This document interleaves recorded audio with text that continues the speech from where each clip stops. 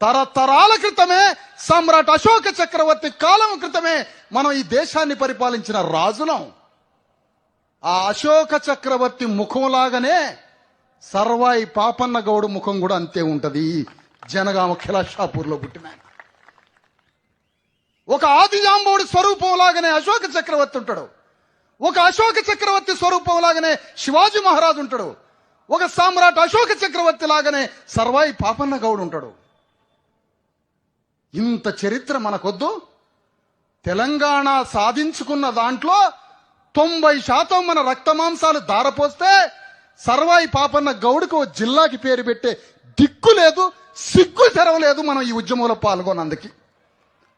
ఎంతటి అవమానం ఇది. మన పేర్లు లేవు. సమ్మక్క సారలక్క పేరు మీద ఒక జిల్లా లేదు. సమ్మక్క సారలక్క పేరు మీద ఒక యూనివర్సిటీ లేదు.